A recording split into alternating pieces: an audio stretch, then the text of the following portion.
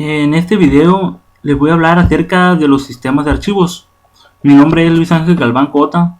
Actualmente estoy estudiando en la Universidad Autónoma de Sinaloa en la carrera de Ingeniería de Software en el grupo de 202. ¿Qué es un sistema de archivos?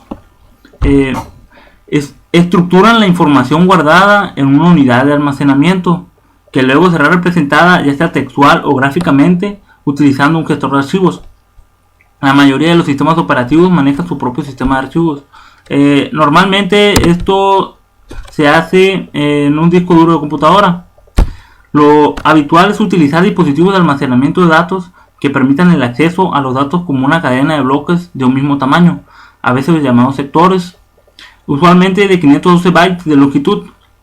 El software del sistema de archivos es responsable de la organización de estos sectores en archivos y directorios. Además, mantener un registro de qué sectores pertenecen a qué archivos y cuáles no han sido utilizados. En la práctica podemos encontrar sistemas de archivos que también pueden ser utilizados para acceder a datos generados dinámicamente, como los recibidos a través de una conexión de red. Obviamente sin la intervención de un dispositivo de almacenamiento. También les voy a hablar sobre las rutas y nombres de archivos. La estructura de directorios suele ser jerárquica, ramificada o en árbol, como pueden ver en esta imagen que les estoy mostrando, aunque en algún caso podría ser plana. En algunos sistemas de archivos los nombres de archivos son estructurados, son con sintaxis especiales para extensiones de archivos y números de versión. En otros los nombres de archivos son simplemente cadenas de textos y los metadatos de cada archivo son alojados separadamente. En el primer ejemplo de rutas de un sistema de Unix, podemos observar esta dirección, donde esta representa el directorio raíz donde está montado todo el sistema de archivos. Lo que viene siendo esta parte viene siendo la ruta en la que se encuentra el archivo, y esto viene siendo el nombre del archivo, que se establece como único también. Ahora les voy a hablar sobre el siguiente ejemplo, el ejemplo de ruta en un sistema de Windows. Podemos observar que esta parte viene siendo la unidad de almacenamiento en la que se encuentra el archivo. Todo esto, aquí me equivoqué, perdón. Todo esto hasta aquí podemos observar que viene siendo la ruta del archivo, y esta parte de aquí viene siendo el nombre del archivo. Y esto, algo muy importante, viene siendo la extensión del archivo. Este elemento también es parte del nombre, pero es especialmente relevante en los sistemas operativos en Windows, ya que sirve para identificar qué tipo de archivo es y la aplicación que está asociada con el archivo en cuestión. Lo que quiero decir es con qué programa se puede editar o reproducir dicho archivo. Ahora les voy a hablar acerca de los tipos de sistemas de archivos. Los sistemas de archivos tradicionales proveen métodos para crear, mover, renombrar y eliminar tantos archivos como directorios, pero carecen de métodos para crear. En el primer sistema de archivos de disco, en el sistema de archivos de disco está diseñado para el almacenamiento de archivos en una unidad de disco que puede estar conectada directa o indirectamente a la computadora. En los sistemas de archivos de red, es aquel que accede a sus archivos a través de una red.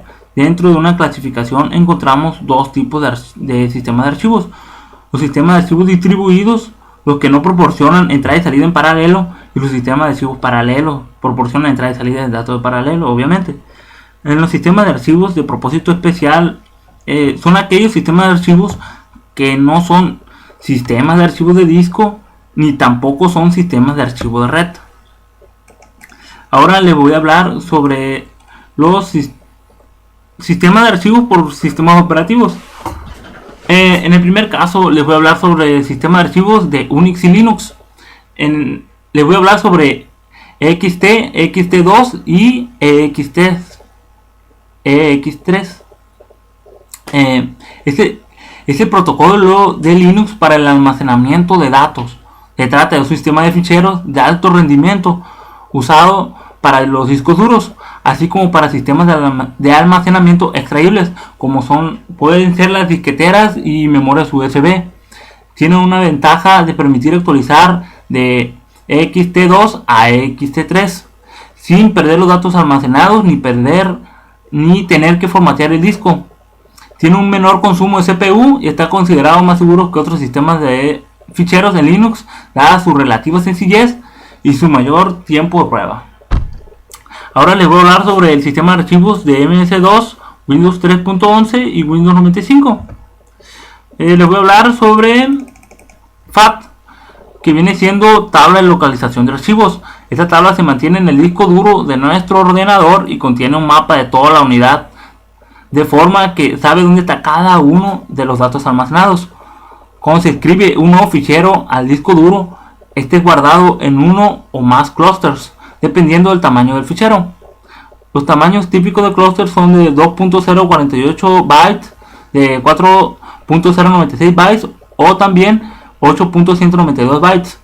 El sistema operativo crea una entrada de FAT por cada nuevo fichero, graba y almacena la posición del clúster donde se ha guardado. Cuando queremos leer un fichero, el sistema operativo busca en la FAT la posición del mismo para su ejecución. Ahora les voy a hablar sobre el sistema de archivos de Windows 98 y Windows Millennium. Les voy a hablar acerca del FAT32, que significa tabla de localización de archivos a 32 bits. El sistema de archivos que se empezó a usar a partir de la versión OSR2 de Windows 95, la cual tiene una mejor manera de almacenar los datos con respecto a la FAT16, ya que puede manejar discos duros de hasta 2 terabytes. Ahora les voy a hablar sobre el sistema de archivos de Windows XP, Vista y 7. El primero del cual les voy a hablar se llama NTFS, que significa Sistema de Archivos de Nueva Tecnología. Permite accesos a archivos y carpetas por medio de permisos. No es compatible con Linux, solo lee y difícilmente escribe, ni con MS2, tampoco Windows 95, 98 y tampoco puede accederla. Tiene formato de compresión nativa, permite encriptación, soporta 2 terabytes, no se recomienda sistemas con menos de 400 megas. Además, los sistemas operativos Windows XP, Vista y 7 reconocen el sistema de archivos FAT32, NTFS, el CDFS y UDF y además el LFS, solo para discos sin registros de arranque maestro. Ahora les voy a hablar sobre el exFAT, que viene siendo, significa tabla de localización de archivos extendida, el cual se diseñó para su uso en dispositivos de almacenamiento electrónicos basados en el uso de tecnología de memoria NAND, tales como memorias USB y unidades SSD, para ser utilizado con versiones de Microsoft Windows CE. Es importante mencionar que Windows Vista y 7 tienen soporte para el formateo con este sistema de archivos, al cual Mac OS y Linux. Una característica importante es que permiten almacenar hasta 1000 archivos en una sola carpeta. Ahora les voy a hablar sobre el sistema de archivos de Mac OS. Les voy a hablar sobre específicamente HFS más, que HFS significa sistema de archivos por jerarquía,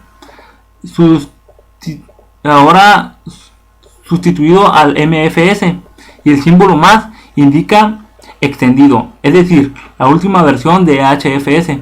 Fue desarrollada por Apple, admite que el uso de direcciones de espacio en discos de 64 bits y permite utilizar bloques de asignación de archivos de 32 bits con el fin de potenciar la eficiencia del disco al reducir la utilización de espacio en volúmenes de gran tamaño o con un número elevado de archivos. También admite nombres de archivo más descriptados con una longitud máxima de 255 caracteres y codificación de texto Unicode para los nombres de archivos internacionales o con sistemas de escritura mixtos. Ahora les voy a hablar sobre el sistema de archivos de Sun Solaris, del cual específicamente les hablaré. Se llama ZFS, que significa Zettabyte File System, o también sistema de archivos Zettabyte, fue desarrollado por Sun Microsystems para el sistema operativo Solaris. Específicamente es un robusto sistema de archivos de 128 bits creado para superar las expectativas de cualquier sistema real. Cuando un sistema liguero de ficheros, nueva estructura de almacenamiento en disco y administración simple de espacio, y un sistema de reparación denominado self-healing, entre muchas otras características que permiten su implementación en grandes servidores. Pues por mi parte ha sido todo. Espero que haya sido de su agrado y espero que haya sido de mucha ayuda para sus tareas o cualquier alguna duda que se haya podido resolver aquí. Gracias.